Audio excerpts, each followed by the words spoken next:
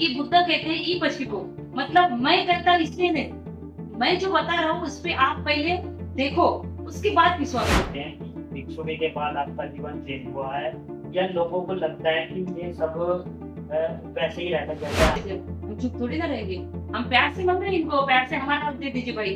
अगर प्यार से नहीं बोलेगा तो सीखना भी हमको आता है। मैंने वीडियो डाला कि मैं इस दिन धरना के लिए बुद्ध विहार जा रही हूँ, तो 10,000 लोग मेरे पीछे बगल में सोचे बगल समझे आएंगे, क्योंकि महाराष्ट्र इतना ज्यादा। तो मैं बिहार सरकार को यही कहूंगी कि हम हाथ जोड़ रहे हैं, ऐसा ना होता है कि हमको हाथ खोलना। तो बस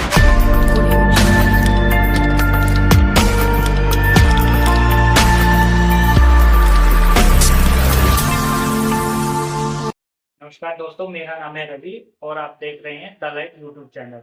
आज हमारे साथ में महाराष्ट्र की सिंगर अंजलि भारती जी हैं। आज उनसे खास बातचीत करेंगे और जानेंगे कि उनके जीवन में किस तरह के उतार चढ़ाव रहे और उन्होंने सिंगिंग को भी अपना पैशन क्यों चुना, और सिंगिंग के साथ साथ में आज वो एक धम भिक्षुनी के रूप में भी जानी जाती है। तो वो सब पूरा सफर उनका हम जानेंगे उनसे आज सब मुलाकात में। आपके जीवन की शुरुआत कैसे हुई? जैसे सिंगिंग की, तो बस मैं पहले मतलब जब छोटी थी तो मुझे बहुत गाने का शौक था। छोटी थी तो कहीं भी जाती थी, गाना गाती थी। और फिर उसके बाद एक बार मेरी बहन, अभी हमारे समाज का सबसे बड़ा नेता बाबा साहब के बाद रासू गवई, उनकी सभा थी हमारे अमरावती जिले में, कोरट में सभा थी। तो मेरी दोनों सिस्टर जा रही थी वहाँ पे, मैं छोटी थी। तो वो जा रही थी तो मैं उनके यहाँ गई, तो मैंने बोली कहाँ जा रही तुम? तो बोले वो गवई साहब की सभा है, तो हम उनके प्रोग्राम में जा रहे हैं। तो चल तू भी क्या करेंगी बोले घर में, तो मैं भी गई उनके साथ। और वहाँ पे पहली बार माइक पे गाना गाई मैं। एक माइक लगा हुआ था, कोई भाषण दे रहा था, कोई गाना गा रहा था। तो मेरी बहन को एक जो मतलब ओरिजिनल मुझे जिन्होंने सिंगर बनाया, वो मेरे गुरु, जो आज नहीं है, यश खिलाड़ी करके अमरावती के थे। तो उन्होंने मेरे बड़े सिस्टर को बोला कि ये गाना गा। तो वो बोले कि नहीं, मेरी छोटी बहन आई है, वो बड़ा अच्छा गाती है, उसको गाने के लिए बोली। तो बोले अरे बेटा अंजलि, तेरे को गाना गाना आता है? तो मैं बोले हाँ दादा आता है। तो बोले गा दे एक गाना। मेरे सामने बहुत बड़े बड़े नेता बैठे थे, पर मुझे आइडिया नहीं थी कि कौन नेता है करके, तब तो मुझे समझ ही नहीं लगता। तो मैंने वहां पे गाना था, मराठी में गाना था की मर दलिता मर भीमाच्या नावासाठी मर, विद्यापीठेला पाहिजे नाव आंबेडकर। उसके आगे का था, आगे काळचे नेते वचन देऊन खोटे, कुत्र्या परी घरोघरी फिरती ना अक्कलकोट। तो वो गाना सुना और मेरे वो वस्ताद बोले कि बाप रे, वो नेता के सामने बोल रहे कि आजकल के नेते वचन देवनी खोटे, कुत्र्या परी घरोघरी। बोली तू भविष्य में बहुत बड़ी सिंगर बन सकती है। बोली कहाँ दादा, मतलब इतनी कम उम्र में 14 साल में मेरी शादी हो गई है, और उसके बाद मुझे ऐसा लगा कि मैं कहाँ सिंगर बन पाऊंगी, इतने कम उम्र में शादी हुई। लेकिन वहाँ पे वो जो गाना गाए, वहाँ पे जो सफर चालू हुआ, और वो मेरे दादा जो मेरे पीछे लगे, जो मेरे उस्ताद थे कि नहीं तुम बहुत बड़ी सिंगर बन सकती हो। तो अभी जो भी हो समाज के सामने। आपके ज्यादातर गाने बाबा साहब से रिलेटेड होते हैं जी और बिल्कुल। वो चीजें पे रिलेट होते हैं। हाँ। तो इन सब की प्रेरणा, सब पे काम करने का ये मोटिव आपको कहाँ से और क्यों लगता है कि इन मुद्दों पे आपको सॉन्ग्स करने चाहिए? एक तो बुद्धिज्म जो है वो विज्ञान वाले धर्म है। तो हम विज्ञान को फॉलो करते हैं।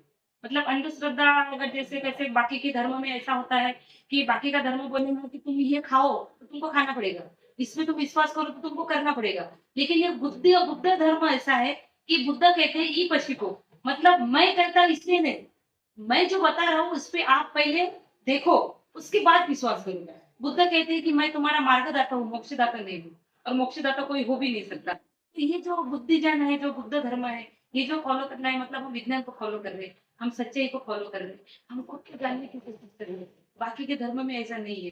बाबा साहब जो है, मतलब बाबा साहब को बोधिसत्व कहते हैं। बोधिसत्व किसे कहते हैं? अब बुद्ध को अगर कहेंगे तो बुद्ध को हम क्या कहेंगे? सम्यक संबुद्ध।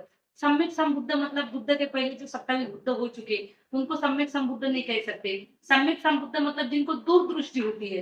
तो बुद्ध को जो दूरदृष्टि थी, और ये जो हमारा धर्म है, इसमें पूरी सच्चाई है, जो खुद को हम जान सकते हैं, खुद को समझ सकते हैं हम क्या है, मतलब सच्चाई हमारे नजर के सामने दिखती है। इसीलिए इससे पहले मुझे ना बुद्ध समझता ना बाबा साहब समझता था। लेकिन अभी जो पढ़ाई हो रही है, अभी जो बुद्ध जान रही हूँ, अभी आपको मालूम है मैंने 3 महीने का च्योर भी लिया था। तो ये जानने के लिए ही मैंने च्योर लिया था कि सच्चाई क्या है। तो इसीलिए जहाँ सच है, जहाँ खुद को जान पाए इंसान, उससे बड़ा कोई धर्म नहीं है। जैसा आपने बताया टीवर लिया था अभी आपने 3 महीने पहले, तो उसको और आपकी जो रियल लाइफ है उन सब में आप क्या चेंज देखते हैं कि भिक्षुनी के बाद आपका जीवन चेंज हुआ है, या लोगों को लगता है कि ये सब अ, वैसे ही रहता है जैसा आम जिंदगी में रहता है? नहीं नहीं, ऐसा नहीं होता है। एक्चुअली चिवर लेने का मेरा मकसद ही वो था कि हम बाबा साहब, जैसे बाबा साहब का इतिहास बहुत ज्यादा पुराना नहीं है हमारे लिए, 100 साल पुराना इतिहास है। तो वो हमारा ऐसा लगता है कि आज भी जीवित है, लेकिन बुद्ध धर्म का 2500 साल पहले का इतिहास है।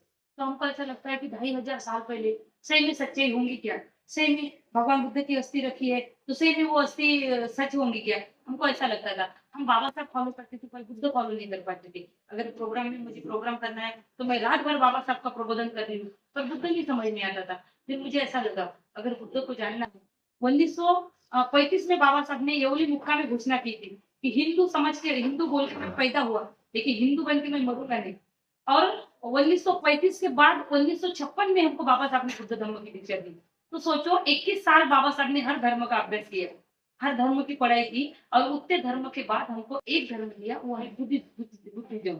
अब बुद्ध धर्म उस लायक नहीं होता तो बाबा साहब हमको बुद्ध धर्म नहीं देते थे। फिर उसके बाद मुझे ऐसा लगा कि अगर मुझे बुद्ध को जानना है तो मुझे क्या करना है, क्योंकि बुद्ध जो है वो पढ़ाई वाला काम नहीं है। बुद्ध तुम पढ़ नहीं सकते, बुद्ध को तुम आचरण में लाना पड़ेगा, बुद्ध को तुमको समझना पड़ेगा, बुद्ध का तुमको आचरण करना पड़ेगा। बुद्ध हम पढ़ाई करके नहीं समझ सकते। तो इसके लिए फिर मैंने पूछा कि हमें क्या करना पड़ेगा। फिर मैंने सोचा कि किसी को भी च्योर लेना चाहिए, मतलब कव्वाली लाइन में, सिंगिंग लाइन में कोई च्योर लेता नहीं है, क्योंकि बाल बोले तो हमारा सौंदर्य होता है, और कलाकारों का सौंदर्य कलाकारों का सिंगर होते हैं। तो क्या करना चाहिए, किसी को भी शुरुआत करना चाहिए। फिर मैंने पूछा किसी ने क्यों, हमने करना चाहिए खुद। फिर मैं ले सकती हूँ। फिर बंटी जी को बोला कि बंटी तुम मुझे च्योर लेना है। बंटी जी मुझे कह रहे हमारे जो धर्मगुरु है विवेकानंद बोधि जिनका एक बिहार है जहाँ हम बोधगया में अभी है, तो वो मुझे बोले कि कहा है क्या ताई दीदी, तुम इतनी बड़ी सिंगर हो, तुम्हारे बालों के लटके झटके देख के हजार लोग तुम्हारे पागल हो जाते, तो सही में तुम च्योर ले पाएंगे क्या। और यकीन मानिए मैं पिछले साल पूर्णिमा को, 21 तारीख की पूर्णिमा थी, 20 तारीख को मेरे यहाँ पे प्रोग्राम था, और 21 तारीख को मैंने, 20 तारीख को रात को 12 बजे मैंने अनाउंसमेंट किया मैं कल च्योर ले रही हूँ। और बम्बई अपने बुद्ध गया के बोधि वृक्ष के नीचे, जहाँ मतलब बैठने के लिए इतना ये नहीं होती, वहां पे कम से कम 150-200 भंती जी के उपस्थिति में मुझे वहां पे च्योर दिया गया है। और उसके बाद जो परिवर्तन हुआ च्योर लेने के बाद, जैसा लोग कहते हैं कि च्योर लेने के बाद परिवर्तन नहीं होता है, मुझे बहुत कुछ मिला है। मुझे जीवन समझ में आया है, हर इंसान ने एक बार च्योर लेना चाहिए, हर लड़की ने एक बार जिंदगी में च्योर लेना चाहिए। उसके बाद मुझे जीवन का सही अर्थ समझ में आया, जीवन क्या है, मैं क्या हूँ। अब च्योर लेने के बाद जो लोगों की भावना बदल गई है, लोगों के मतलब जैसे लोग पहले कमेंट्स करते थे, लोगों की मोहब्बत बदल गई है। अभी लोगों के लिए मतलब एक सोच बदल गई है लोगों की, बुद्ध फॉलो करने से क्या होता है। मुझे मतलब मैं तो कव्वाली लाइन में, मतलब हमारे सिंगिंग लाइन में सबसे रिचेस्ट गायिका हूँ मैं। इसीलिए नहीं कि मेरे पास बहुत पैसा है, इसीलिए नहीं कि मेरा बंगला है, इसीलिए कि सबसे ज्यादा प्यार अगर कव्वाली लाइन में कोई किसी को करते तो वो मुझे करते। इसीलिए मुझे ऐसा लगता है कि मैं सबसे रिचेस्ट गायिका हूँ, सबसे रिच गायिका हूँ मैं। मतलब मेरे जैसे कोई रिच गायिका नहीं है, ऐसा मुझे लगता है, क्योंकि मेरे पास जो खजाना है वो किसी के पास नहीं है। जो लोग मुझे मोहब्बत करते हैं, लोग मुझे बहुत प्यार करते हैं, मेरे भाई लोग, मेरे माँ बाप, मेरे मतलब दोस्त लोग, जो बाबा साहब को चाहने वाले हैं, हर लोग मुझे फॉलो करते हैं। और मुझे हर किसी को ऐसा लगता है कि आप एक बार बुद्ध फॉलो करो, बुद्ध को समझो। किसी को जानने की जरूरत नहीं, हमने खुद को जाना तो समझ लीजिए कि हमने दुनिया जानी। जैसा आपने अब अम्बेडकर जी के बारे में सारा उनसे बेसिक आपके गाने होते हैं, बुद्धिज्म पे बेसिक आपके गाने होते हैं, और बाबा साहब को आप इतना इतना पढ़े हैं, है ना? तो उन सब में आप क्या देखते हैं कि बाबा साहब के कौन से काम आपको अच्छे लगे, और या आप ये समझ ये बताइए कि कौन से काम आपको ये लगा कि उनको ये करने चाहिए थे वो नहीं कर पाए? नहीं नहीं, एक्चुअली ऐसा कोई काम नहीं जो बाबा साहब कर नहीं पाए। और मतलब ऐसा सोच भी नहीं सकते हम कि बाबा साहब ने ये काम करना था। बस इतना लगता है कि और बाबा साहब कुछ 10 साल भी हमारे लिए बचते थे तो ये तो डेफिनेटली कि पूरा भारत बुद्धमय हो जाता था। मतलब आज जो हम बुद्ध गया के लिए लड़ा दे रहे हैं, हमें इसकी जरूरत नहीं पड़ती थी। ये मुझे ऐसा लगता है वो काम अधूरा नहीं रहा, निसर्ग ने मतलब उनको साथ नहीं दिया। वो उनको भी उसी दिन उन्होंने बुद्ध और उसका धम्म छापने को डाला था, जिस दिन बाबा साहब का, अभी मैं दिल्ली में जाके आई अम्बेडकर भवन में, जहाँ बाबा साहब ने आखिरी सांस ली है। तो बाबा साहब ने 6 दिसंबर 1956 में 5:40 पे आखिरी सांस ली है। और सबसे पहले बाबा साहब को उनका जो सेवक था नानक चंद गहता, उन्होंने देखा कि बाबा साहब मतलब अच्छे कुछ मूवमेंट नहीं कर रहे करके। तो बाबा साहब का ऐसा कोई काम नहीं है जो मतलब किसी को अच्छा ना लगे। बाबा साहब बोले तो बोधिसत्व है। बाबा साहब ऐसे, बाबा साहब का परिनिर्वाण हुआ है। परिनिर्वाण बोधिसत्व का ही होता है। तो ऐसा कोई काम नहीं है जो बाबा साहब के हाथ से अधूरा रह गया, और ऐसा मतलब कि ये बाबा साहब ने नहीं किया हुआ अच्छा काम नहीं। मतलब दुनिया का क्या, पूरे वर्ल्ड का ऐसा कोई इंसान नहीं जो बोलेगा कि बाबा साहब ने ये काम अच्छा नहीं किया। हर काम बाबा साहब ने अच्छा किया। बस यहाँ पे मतलब थोड़ा सा दुख होता है कि बाबा साहब और 5-10 साल अगर हमारे लिए बचते थे तो ये देखने के लिए पूरा भारत बुद्ध में होता था। ये बोध गया नहीं, बोध गया नहीं कि बोध गया के लिए हम लगा दे रहे कि भाई हमारा विहार हमको दे दो, ये तो नहीं, लेकिन पूरा भारत बुद्ध में हो जाता था। इतनी कमी तो हमेशा है, और ये हमको कमी लगेगी लगेगी, सवाल ही नहीं। जैसा बोध गया में अनिश्चितकालीन धरना चलता है, तो उस सबको आप कैसे देखते हैं? देखते हैं मतलब बौद्ध विहार हमारा है क्या? अगर आप गुरुद्वारा में देखो तो सिख मिलेंगे आपको, चर्च में देखो तो आपको क्रिश्चियन मिलेंगे, राम मंदिर में देखो तो आपको हिंदू मिलेंगे, फिर बुद्ध मंदिर में बुद्धिस्ट भी मिलेगा। मतलब हमारा हक हमको मिलना चाहिए। हम भीख थोड़ी ना मांग रहे हैं। ये हमारा हक है, ये हमको हमारा है। ये हमारा तो मतलब हम कैसे 1956 के पहले के बुद्ध थोड़ी है। 1956 के पहले के जो बुद्ध थे वो शांतवादी बुद्ध थे। हम 1956 के बाद के बुद्ध है, क्योंकि बाबा साहब ने हमको 1956 के बाद बुद्ध धर्म दिया है। तो 500 1 जनवरी भीमा कोरेगांव में 1818 में 500 महार में हमारे महाराष्ट्र में 28,000 कृषियों को काट डाले थे। हम वही महारों के वंशज है। हम चुप थोड़ी ना रहेंगे। हम प्यार से मांग रहे हैं इनको, प्यार से हमारा हक दे दीजिए भाई। अगर प्यार से नहीं मिलेगा तो छीनना भी हमको आता है। फिर उसके लिए चाहे जान चली जाएगा, मरेंगे नहीं तो मारेंगे, लेकिन हमारा बिहार तो हम लेके रहेंगे। ऐसा नहीं उनको लगेगा कि हम अभी अभी तो सब शांति से धर्म कर रहे हैं। कोई देखो अभी आज महाराष्ट्र का हर बच्चा बच्चा मेरे प्रबोधन के माध्यम से बोलो या मेरे गाने के माध्यम से बोलो, अगर आज मैं आवाज दूं तो कम से कम 10,000 निकल जाए होता है बिहार के लिए। मैं तो ज्यादा नहीं बोलूंगी, 10,000 बोलूंगी। एक मैंने वीडियो डाला कि मैं इस दिन धरना के लिए बुद्ध विहार जा रही हूँ, तो 10,000 लोग मेरे पीछे बगल में सोचे बगल समझे आएंगे, क्योंकि महाराष्ट्र इतना जागरूक हो गया है। बस हम मतलब एक जैसा बोलते इशारा होना चाहिए, उसकी राह देख रहे। और हमारा हक है ये, हम हमारा हक लेके ही रहेंगे, चाहे जान चली जाए या फिर किसी की जान लेना पड़े। जब तक हमको प्यार से मिलता है तब तक हम कुछ भी नहीं करेंगे। बट मैं यही कहना चाहूंगी बिहार सरकार को कि हमें ऐसा कुछ मजबूर ना करे कि हम कुछ गलत कदम उठाए, क्योंकि हम प्यार से हाथ जोड़ के बोल रहे कि हमारा हक हमको दे दीजिए। हमको किसी का भीख नहीं चाहिए, ना आपका भी हमको नहीं चाहिए, हमारा दे दीजिए। अगर अगर हम हाथ जोड़ रहे हैं तो मैं बिहार सरकार को यही कहूंगी कि हम हाथ जोड़ रहे हैं, ऐसा ना होता है कि हमको हाथ खोलना पड़े। तो बस क्योंकि हम बुद्ध को फॉलो करने वाले लोग हैं, हम युद्ध नहीं बुद्ध चाहते, तो हमें युद्ध में कोई मजबूर ना करे। युद्ध पे हम उतावले हो, हमारी जान जाए आपकी जान जाए, ऐसा कुछ ना हो। तो मैं बिहार सरकार को यही कहना चाहूंगी कि हमारा बुद्ध विहार हमको छोड़ दिया जाए बस। चलिए, ये तो हो गई आंदोलन से हुई बात।